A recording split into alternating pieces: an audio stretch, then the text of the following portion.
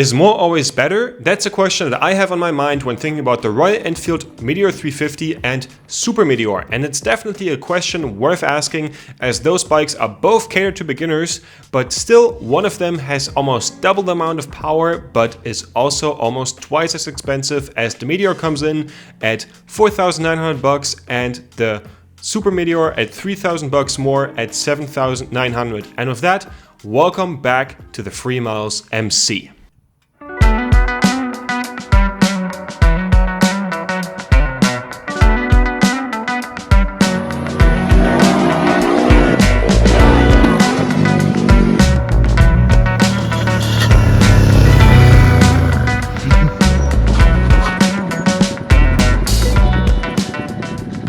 So first of all, what kind of situation are you in? You're most likely looking for your first motorcycle and either want to have it really careful with the 20 horsepower strong Meteor 350 or with your first proper bike, the Super Meteor. So, is it worth spending that extra cash? And for the people that have already bought the Meteor, is it worth upgrading? First of all, let's start with the main differences and the engine. The Royal Enfield Meteor 350 is powered by a 349cc air-cooled single-cylinder engine. This engine is producing 20.5 horsepower at 6,000 RPM and 27 Nm of torque at 4,000 RPM. That engine is paired with a 5-gear transmission, and the whole bike in total has a wet weight of 191 kilos, which is very light. This whole package is carried by the tire size 100/90 with a 19-inch diameter in the front and 140/70 with a 17-inch in the rear. These tires are tubeless. And all of that with an upside right suspension with some preload adjustability in the rear with a 15-liter tank. We're looking over to the Royal Enfield Super Meteor. We have a 648cc engine that is air and oil cooled, that is producing 46 horsepower at 7,200 RPM and 52 Nm of torque at 5,600 RPM. And all that with a 270-degree crank. And that engine is of course a parallel twin. This engine is combined with a 6-gear transmission, and all of the bike weighs 241 kilos, which is a lot heavier than the small Meteor. And this bike also has the biggest Royal Enfield tire size, with the same tire size as the Meteor in the front and a 150/80 tire in the rear with a 16-inch wheel. In contrast to the Meteor 350, the Super Meteor has an upside-down suspension, which is a first for Royal Enfield with this bike from Showa, but no adjustability in the front and preload in the rear. And all that with a 15-liter gas tank as well.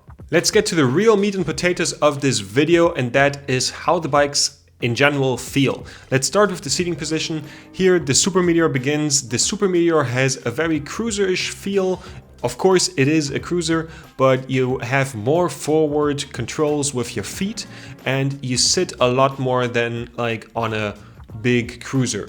Only drawback, the handlebars are a bit weird and it feels a bit off.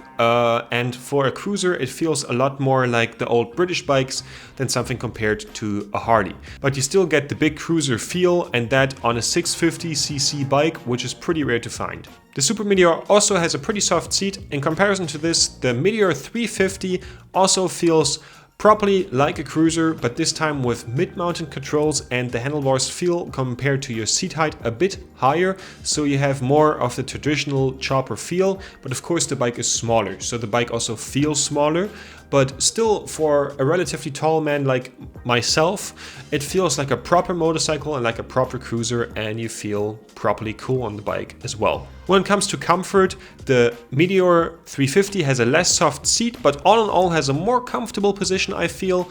But when sitting on the bike for longer periods of time, the bike can be a bit shaky, even though it is more comfortable at the end of the day because it's just a smaller bike with less weight.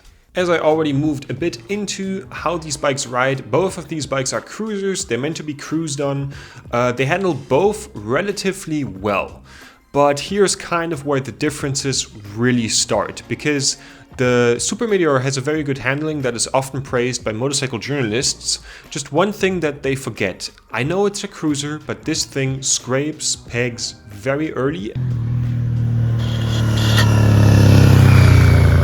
And also when it scrapes pegs, hard parts are not far away as well, so you very quickly touch the ground in a turn and you will very quickly reach the limits of this bike. And also the bike is relatively maneuverable, but when you try to flick it hard, you feel the weight of this bike. It's just something that I'm saying because now we come to the Meteor 350. The Meteor 350 has a nice cruiser-ish feel, but this bike handles amazing.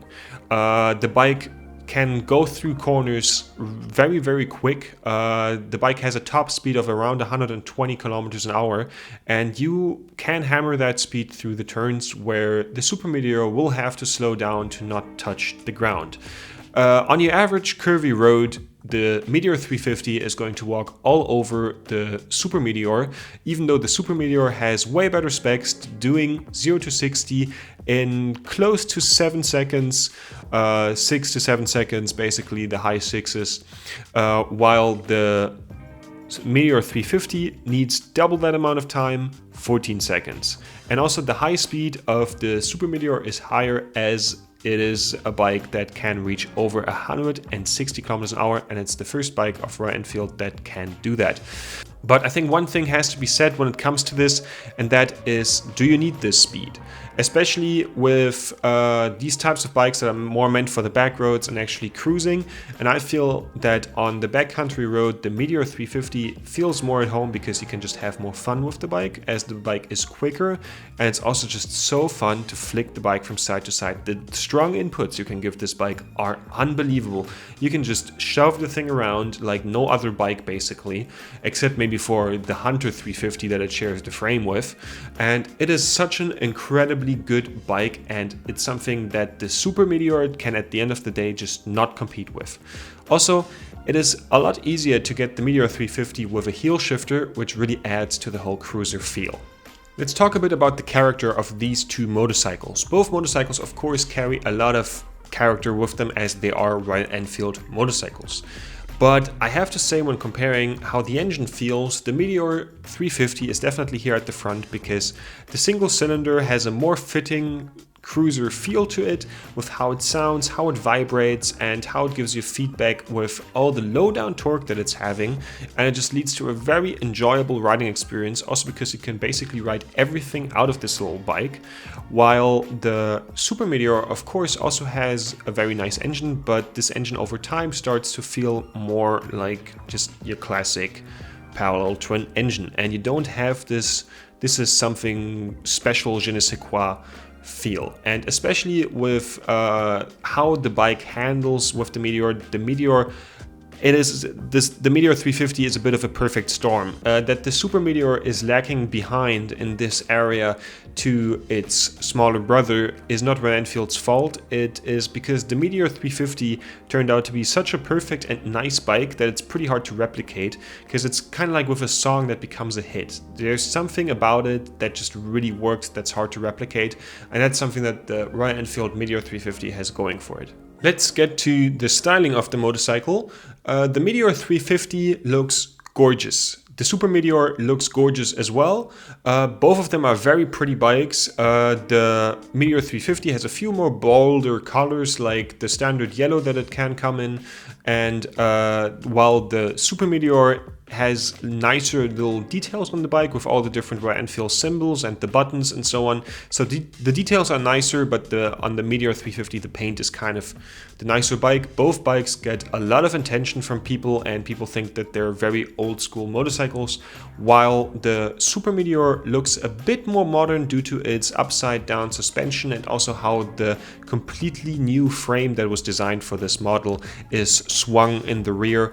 It gives it a bit of a more modern feel in comparison, but at the end of the day this is something that comes down to personal preference. When it comes to the price of the bike, like I said in the beginning, the Meteor 350 is 4,900 and the Supermeteor is 7,900. Those prices are very stable. The Super Meteor sometimes goes in dealerships even for 8 and more, while the Meteor 350 in certain colorways as well, but you can also find something that's a bit below that. Both bikes hold their value very well on the used market. It's basically not worth looking at the used market in general.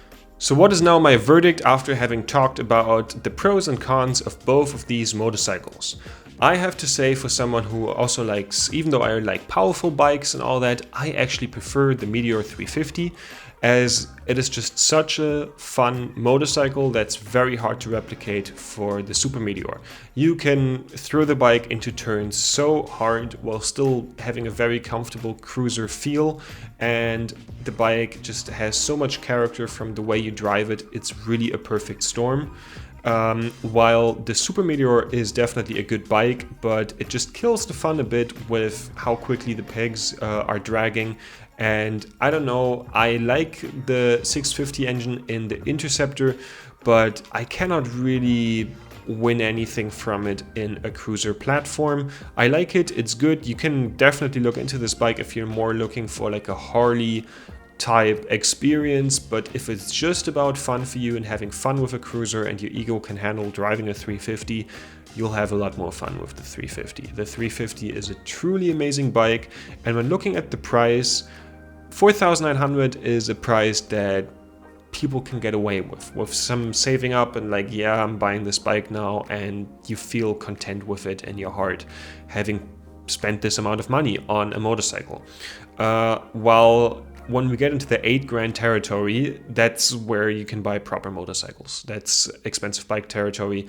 I don't think that's justifiable. Of course, it's justifiable for the Super Meteor, but like when compared to the Meteor 350, the price to utility ratio is just so much better on the Meteor 350, and you get such a fun, nice little machine. So really, if you have the discussion in your head, which bike do I want? Do I want the Meteor 350 or the Super Meteor as a first bike? Definitely go with the Meteor 350. Both are nice starter bikes, but the Meteor 350, even though it's a less powerful bike, is a forever motorcycle. It's a bike you will never have to sell, as it's just really, really fun to drive. It is really fun to drive, and it's really fun to drive even if you have like a 150 horsepower motorcycle in your garage or like a really powerful cruiser. You'll always get back to this thing.